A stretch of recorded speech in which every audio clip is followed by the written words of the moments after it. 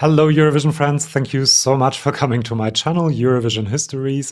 We now know all the songs from semi-final one of Eurovision 2024, which also means that we know all the songs from Eurovision 2024. And today I want to do my prediction on who will qualify from semi-final one. I did semi-final two already because we had all the songs 2 days ago already. So to do this, I will try to be as objective as possible and look at different things, different data and stats. For example, a country's qualification rate in the last 10 years. So how often have they managed to qualify to the final? Then I will also look at the position of the different songs in the Eurovision Scoreboard app, where a lot of fans, I think most fans, have their own account and can vote for their favorites, and it's a good indication on the favorites of the Eurovision fans. This has a bit of a disadvantage because people can vote for their own country. So a big country with a very enthusiastic fan base for the song can be a bit advantaged in this. But I will also look at the odds. They are at the moment odds for winning Eurovision. And I understand that that's not the same as qualifying from the semi-final, but it is still an indication what people think is a good song and is a potential Eurovision winning song. And if enough people think that it's a potential winning song, that also means that it's probably going to qualify. And then I will also look at the other countries voting in the semi-final. There's always talk of voting blocks in Eurovision. I think they are more cultural than political. And so I think it is worth looking at them and kind of including them in the prediction. And then, of course, there's also my opinion, what I think of the songs and what I think from my experience will do well in a semi-final. There are a few points that I want to mention before starting the prediction. This semi-final and both semi-finals indeed are televote only. So there's no jury that can help songs that are more jury-friendly, ballads, for example. It is also better to be later in the running order than early because of recency effect. When you've heard a song recently, you are more likely to vote for it than if you heard it 45 minutes ago. And also a lot of people tune into the shows later on and don't see the first couple of songs. We don't know the running order yet, but we know which countries and songs are in the first half and which are in the second half. You can vote for a country in Eurovision, but you cannot vote against it. It's not like a duel or a battle or anything like that. So if it's a song that is very controversial because of its genre or the performance, or it's very out there and a lot of people will not like it, that doesn't mean that it will not qualify, because if 5% love it and they vote for it 100% and pick up the phone, that might be enough to qualify, even though the clear majority doesn't like the song. And then we also have 3 automatic qualifiers voting in the semi-final, which are Sweden, Germany, and the UK. The Romance language countries vote in semi-2, and the Germanic speaking countries speaking Germanic languages vote in semi-1. And that might be important for some countries' chances to qualify. So it's about the song, but it's also sometimes a bit of luck who is with you in the same semi-final. That's been a lot of talk. Sorry about that. So now let's get started with the prediction. Just one more thing. I'm not an expert. This is just my trying to be as objective as possible to find out who will qualify. But this is, just me talking, basically. So if you've been to this channel before, if you've seen my prediction for semi-2, you know this graphic already. The closer a flag is to the top, the more likely I think that country's song is to qualify. The closer it is to the bottom, the less likely I think it is to qualify. And the dotted line you can see there is the line of qualification. If you're above it, you will go to the final, or I predict you will go to the final. If you're below it, you will probably not, or at least that's what I think. So now let's get to it. This has been extremely hard to predict, harder than semi-2, because there are a lot of good songs. There are a lot of songs kind of in the middle. You will see how messy it will get in the end, this graphic. And I'm already doubting my decisions anyway, but I will tell you about all of that. So the country I think is most likely to qualify is Ukraine. Several reasons for that. When we look at the statistics, 100% qualification rate, not just in the last 10 years, but ever. They have never not qualified, but people also love this song. It's third in the Eurovision scoreboard. When I say third, I mean third out of the songs that are in the semifinal. And it is also second in the odds currently, only behind Croatia. And Lithuania, Moldova, Poland have historically voted for Ukraine, and they are voting in the semifinal. Germany is voting in the semifinal. So I do think that this is kind of almost sure that they will be in the final, because the song is also standing out in this first half, where there are a lot of poppy songs, a lot of louder songs. And so I think Ukraine might well stand out and qualify. I'm almost certain. Second country, and we're going to the bottom, is Moldova. I'm not sure. I'm quite sure actually that they will probably not make it. They have a 60% qualification rate, which is quite good, but they are currently 16th out of the 16 songs in the semifinal in the scoreboard and also in the odds. And they don't have that many countries that usually vote for them in this semifinal either. And the song itself is not that catchy. I think the performance is a bit static. Maybe if they change it, they could have a better chance. But at the moment, I think Natalia Babu will have a bit of trouble qualifying. Next up, going back up, I have Croatia, Baby Lasagna, who is currently the favorite to win Eurovision. So it makes sense that I predict him to qualify to the final. He's first in the odds. He's first in the Eurovision scoreboard out of the 16 songs in the semifinal. And add to that Slovenia and Serbia are voting in the semifinal. And I think he's become a bit known in the neighboring countries as well. Germany is voting in the semifinal. I think Finland might like this song. And then just the fact that this is a song that tells a story that people will be able to relate to wherever they are, especially people who have left their country and are now living in another country. And it is just a great song, obviously. It's catchy, it's well performed. I think they will improve the staging a lot. And so I am quite certain that we will see Croatia for a second time in a row in the final, which is really cool. Next up, back down there, we have Australia.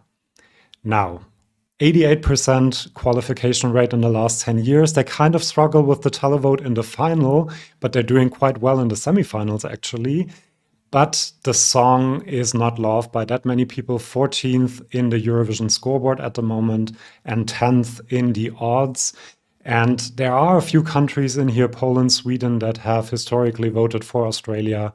The UK might go for it, but I just think that the song is maybe not instant enough also. It has grown on me a lot, but the first time I heard it, I was not convinced by it. And I love the Aboriginal elements in it, and the song itself is quite nice, but I just think it lacks this instantness, and also the other songs in the semifinal are just really, really strong. And so I would predict that this is the second non-qualification for Australia. Now I think we go back up, yes, and I have Lithuania.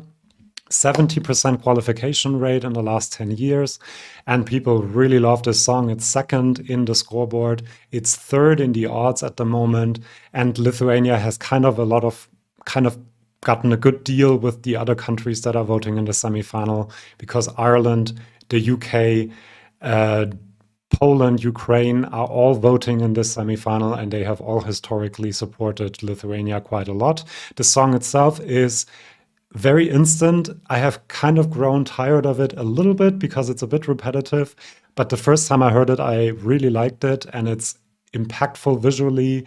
I think this will convince a lot of televoters as well. It is unique in what it does in the sound. It's kind of Baltic pop sound. I don't know how to explain it, but I think that Lithuania will make it because of all of these reasons. Then we have Serbia. 78% qualification rate in the last 10 years, fourth in the Eurovision scoreboard, so people obviously love this, and eighth in the odds at the moment. Slovenia, Croatia are voting in the semifinal, and I think she is quite popular in these countries. Then we have Germany, Sweden, where a lot of diaspora lives as well, who will know the song and will know her.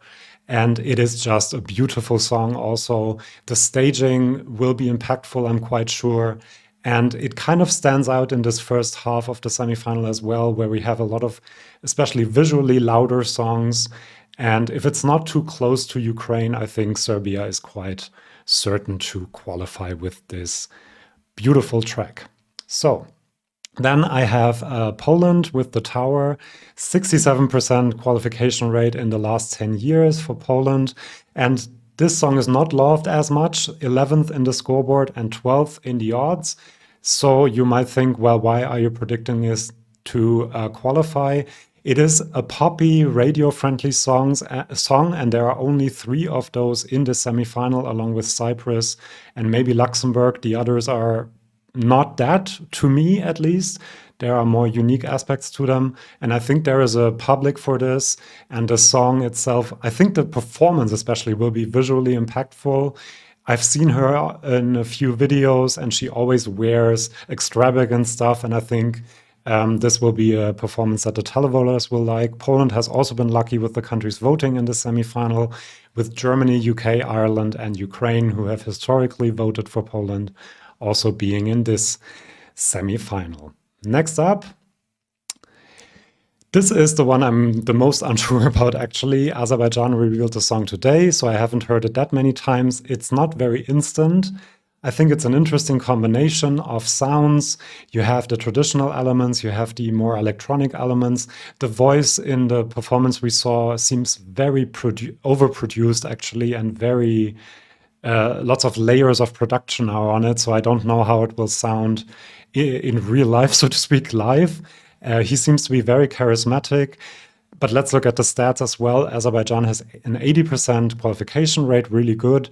13th in the Eurovision scoreboard. However, it just came out, so it might go up a bit more, but it hasn't moved in the last couple of hours, so I don't think so. I also saw some ranking videos of other YouTubers, and usually it's a bit lower in the ranks. In the odds, it's 4th at the moment, but going down a little bit. And Azerbaijan doesn't have that many countries in the semifinal that usually vote for it. And that is why I am predicting it to not qualify. Also because the other songs in the semifinal are just a bit stronger. But as I said, I think I might change my opinion if I have a bit more time to enjoy the song. Next up, I have Luxembourg. This might be a bit surprising. I think most people predict this to not qualify. There's not a lot of data for this because we don't have a qualification rate in the last 10 years because they have not participated. We also don't know which countries might vote for Luxembourg, even though a lot of Portuguese live in Luxembourg, might go back to Portugal, so maybe there's still a connection there, but I'm not sure about that. I think they might have to fend for themselves quite a bit, but because it is one of 3 pop songs and it is the one in the later part of the running order, I think they have a pretty good chance. I think the song is very instant. There's lots of hooks and things to remember it by. They also said that they will change the staging and the performance, which is the part that I liked the least from the national final. And I also think that this novelty that Luxembourg is back and people, are excited about them being back might help them to actually qualify. But all the ones I'm going to talk about now, I'm kind of not 100% sure how to predict them. Next up, I have Finland, again, one that is very low in a lot of rankings, and it is 12th in the Eurovision scoreboard, 7th in the odds. But I just remember the first time I saw this, I saw it live, I saw UMK, and when the fireworks started with his pants, I just had to laugh, and I was laughing, and this is a televote-only semifinal. A lot of people will not like this, especially the performance, but there will be a subset of the viewers that watch Eurovision for this kind of entry, and they will vote for this. And so I'm quite sure, almost quite sure, I don't know how to say it, that Finland will actually make it to the final in the end. And then in the final, the juries will not really give this any points, I think, or many points at least. The next one kind of breaks my heart a little bit because it's Ireland, and I predict a non-qualification for Bambi Thug. 20% qualification rate in the last 10 years, which is not great, but people do like the song. It's 8th in the scoreboard, And fifth in the odds, however, Ireland usually is a bit overvalued because the ones that are betting the most are Brits and I think also Irish. So I think that might overvalue it a little bit. The UK is voting in the semi. Sweden sometimes votes for Ireland. But the thing is, there is another song that is also a bit witchy. People have said that Bambi Thug and also Raven from Slovenia have this witchy vibe in the song. And so Ireland might suffer from the fact that they are in the first half of the semifinal and Slovenia is in the second. And just Ireland has to overcome a few more challenges than other countries usually in the semifinals. And so I think it might be game over, unfortunately, again in the semifinal. Next up, Portugal. I am predicting this to qualify, and this is a bit my personal opinion more than facts or stats, because this has to qualify. This is such an amazing entry. It might be my favorite, I haven't decided yet, but it is just so good. It's a masterpiece. And the fact that this might not qualify because they kind of got a bad deal with the countries voting in the semifinal. There's no Spain, there's no Italy or France that might go for a more artsy entry like this. They might get a few points or a lot of points from Luxembourg because a lot of Portuguese people emigrated to Luxembourg and they might understand the lyrics more and connect to the song more. So that's kind of my hope. And I do hope that people will see it for what it is, which is a very good performance and song. When we look at the stats, however, Portugal has a 57% success rate in the last 10 years, and the song is 10th in the scoreboard. People, you have to realize how good the song is. And then 13th in the odds. And as I said, not a lot of countries that usually vote for Portugal, including France, Switzerland, Iceland, Netherlands. They're all in the other semifinal. Well, Iceland is actually in this one. So I really hope with all my heart that they will make it. I will vote for it, and I hope a lot of other people do too, and then I hope it will qualify. Next up, I have Slovenia right above the line of qualification as well. I just think that the song might be a bit too out there in its structure, that the casual viewer might be a bit taken aback by it, even though I love the story, the lyrics, everything about it. I think it will profit from the fact that it's in the second half and not in the first half and not too close to Ireland. That is good. And I also think it helps that Croatia and Serbia are voting in the semifinal because they will understand the lyrics. Maybe they even know the story of Veronica. And so there will be a lot of points for Slovenia from these countries. Of course, Raven is a charismatic and interesting performer, so that might help as well. I think they will have an impactful staging. And so in the end, I think it will be enough. But this is kind of a song I think that would do better with a jury there, just like Portugal. Now, I think, yeah, we have two more countries. And I know that this is very controversial, but hear me out. Why do I not have Iceland as a non-qualifier? Because I should.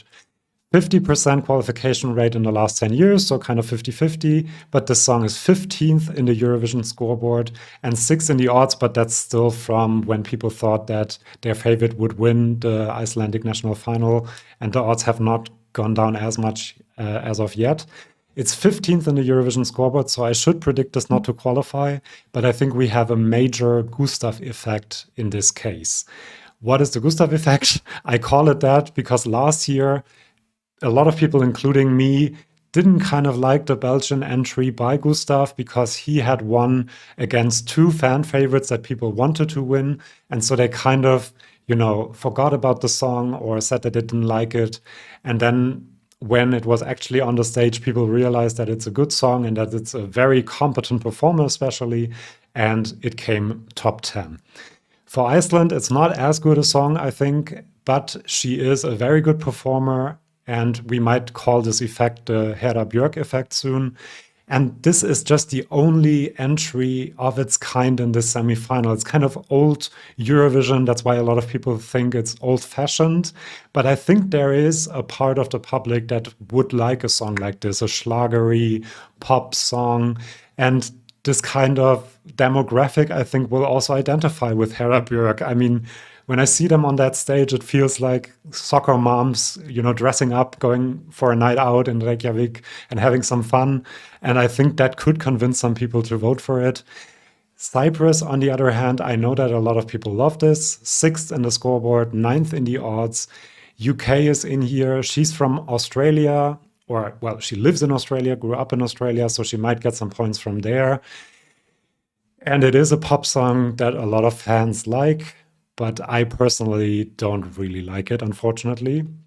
But as this is a prediction, in the end, I decided that, yes, Iceland will probably not make it, but I think it is in it with a chance and people should not write it off, and Cyprus will probably make it. This is my prediction for semi-final one. So you can see Ireland, Iceland, Azerbaijan, Australia, and Moldova, according to my prediction, would not make it, and all the other songs would.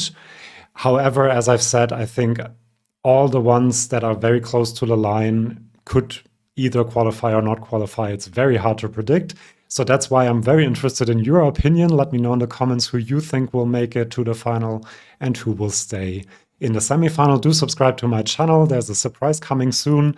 I will also have a prediction on who will be the overall winner of Eurovision. And I'll also have my top with all the songs. So please subscribe, and then I'll see you in my next video. See you then, and bye-bye.